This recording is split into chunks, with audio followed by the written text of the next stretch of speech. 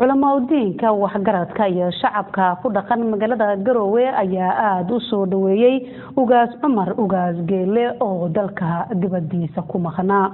وريهنا عبد الرزاق جبا أيا وربحنتان جروي إنه قصو دري ugaas Umar ugaas geel Maxamed oo kamid ah simada ugu facaweyn Puntland ayaa ka soo degay garoonka diyaaradaha Kanooka ee magaalada Garowe isagoo ka soo kacay dalka dibadiisa oo muddo ku maqnaa ugaasku markuu ka soo degay garoonka diyaaradaha Garowe waxa soo dhaweyntiisa ka qayb qaatay mas'uuliyiin ka tirsan dawladda Puntland qaar kamid ah simada iyo dadweynaha wasiirka wasaaradda kalluumaysiga iyo kheyraadka badda Puntland Cabdirashiid Maxamed Xirsi ayaa hadal soo dhaweynaa soo jeediyay waxaana uu sheegay sida ugu faraxsan yihiin imaatinka ugaas Umar waxa farxad iyo reeyreeyno inaanu isugu nimaadno ugaas ka soo dhaweyntiisa ugaas Umar oo muddo ku maqnaa dalka asaasayaasheeda jilbaha u dhigay baad kamid ahayd alxamdulillah in badan baa naga maqnayd waa tawsanayn taladaada hogaamintaada iyo odaynimadaada iyo ismnimadaada wax naga dhiman bay ahaayeen calooshaan kugu haynay hadii Ilaahay adoo nabada ku keenay aad baan ugu faraxsanahay ku soo dhawow dalkaagi gudoomiye ku-xigeenka koowaad ee baarlamaanka Puntland Cabdixamiid Sheekh Cabdisalaan ayaa sidoo kale sheegay in ugaasku ka mid yahay asaasiyaashii dawladda Puntland waxaan leenahay ugaas Umar ugaas Geela Maxamed Kanaa oo ka mid ah ismada waaweyn oo Puntland muddana inaan ka maqnaa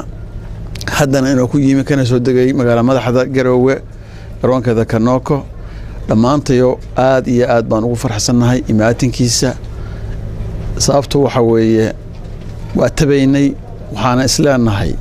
ugaasku muddo naga maqnaayay wax badan inuu nagu soo korin doono hadduu noo yimaado amniga inuu wax ka tari doonaan isleenahay horumarka dalka ka socdo waxaan u filayaa qaybtiisa inuu ka qaadan doono horena wuxuu ahaa dadkii budigaha u ahaa asaaska Puntland insha Allah taala ugaas waxaan ku leeyahay soo dhawow shacabkii iyo golayaashii dawladda qaybaheedii kala duwanaa maanta meesha waa ku dhan yihiin ugu dambeyntii ugaas Umar ugaas Geele Maxamed ayaa ka mahad celiyay sida weyn ee loo soo dhaweeyay Garowe marka waxay ii tahay aniga Nabi Maxamed markii maka inta duruuftu ka saaray isaga dagaal baa laga saaray annagana duruuf baa naga waday maka inta uu dagaal laga saaray laga eriyo muxuu ahaa lagu kululeeyay lagu xumeeyay oo saa u sii eegado wallahi dhulka Ilaahay baan ku jecelahay haddaan layga ka xoog layga ka saarin oo aysan kuwaas iga ka saarin kaama tageen uu yiri bay Garowe aniga iga dhigantay qofku meeshu ku barbaaro hatta jirooyinka yar baa kaga baxa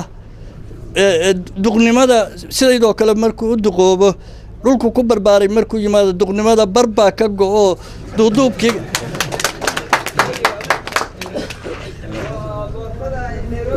marka Garowe aniga saasa ii tahay duruuftii ugu horreysay iga waday waxay ahayd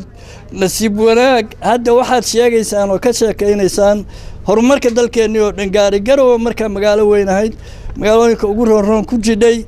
markii ugu horreysay duruuftii iga saaraysay dugsiga dhexe la'aantiis bay igaga wadi salaamaya aad waxaan idinka mahad celinayaa soo dhaweynta Cabdirasaq Jubba RTN TV Garowe